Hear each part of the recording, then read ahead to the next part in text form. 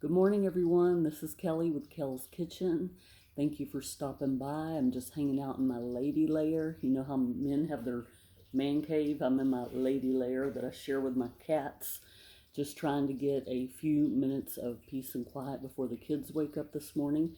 So I thought I'd start this new segment called Wingin' It Wednesday, where I just get on and it's a come as you are, come in your PJs, grab your coffee, and let's hang out and talk about whatever's on our hearts that day. So for me today, I'm going to talk about some ideas to get you started on your prepping journey if you're new to this, and just talk about some mistakes that I've made along the way.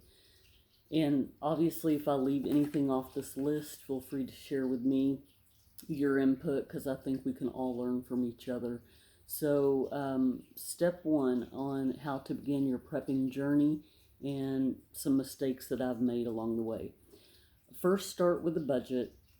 Don't get overwhelmed by looking at these YouTube videos or Pinterest pantries where it looks like a grocery store. You need to do what's right for your family. Don't put yourself in debt. If you are limited on space or you're a family of one or two, then you don't need to be prepping like somebody on a homestead that has 8 children.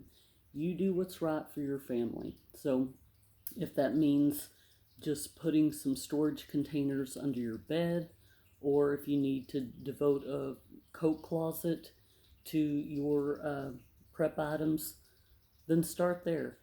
And you can, even though inflation is extreme right now, you can still start your little hauls each week or each month, whatever your budget allows, where you spend maybe $5 at a time and just slowly put things away. There's a lot of great videos out there on how to budget and do a haul for $10 a week and all the things that you can buy, and just slowly start putting things away.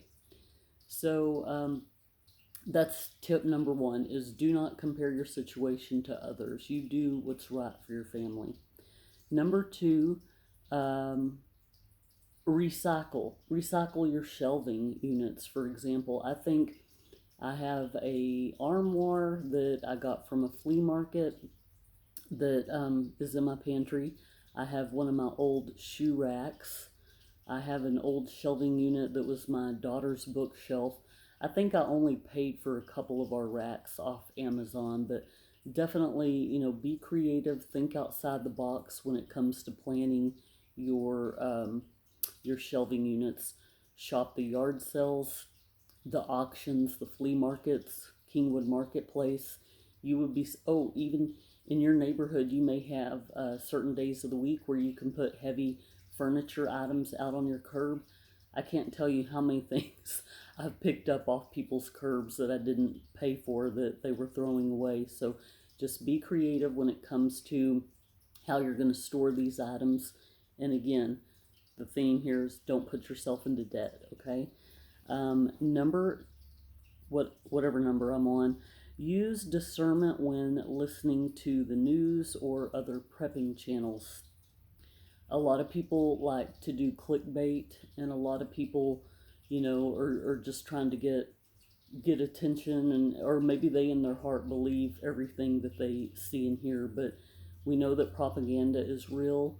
We need to find a balance between, you don't want to have cognitive dissonance and say nope, nope, none of this is happening, but you also got to use common sense and know that not everything is happening the way you think it is. So just use your discernment when it comes to prepping, and otherwise you'll drive yourself crazy. I've pretty much stopped watching the news. I just get the bullet points here and there, but a lot of the stuff is just exaggerated.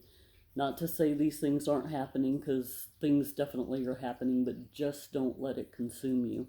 Because when you let it consume you, you will tend to impulse buy or panic buy, and it'll spill off into your family. You'll put yourself in debt. You'll cause friction between you and your family. So you definitely need to stay sensible when it comes to this. Next thing, only buy what your family needs. And or if you're trying something for the first time, just buy one of it, even if it's on sale, like 10 for X amount of dollars. Just buy one, let your family try it, see if you like it. If you like it, go back and buy more. So um, change your mindset about your eating habits. So we used to be pretty snobby when it comes to name brand foods, but as inflation is on the rise, we tend to do a lot more off brand. Our kids are still kind of picky, but sometimes we slip things in that they don't even know is an off brand. And if they like it, then we tell them. And, so that is do off brands.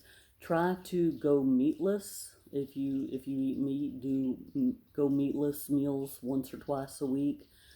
Consider substitute fillers to stretch a meal. For example, if you're making something that's a ground beef dish, then throw some lentils in or some beans or something like that to stretch the meal. Um, Also,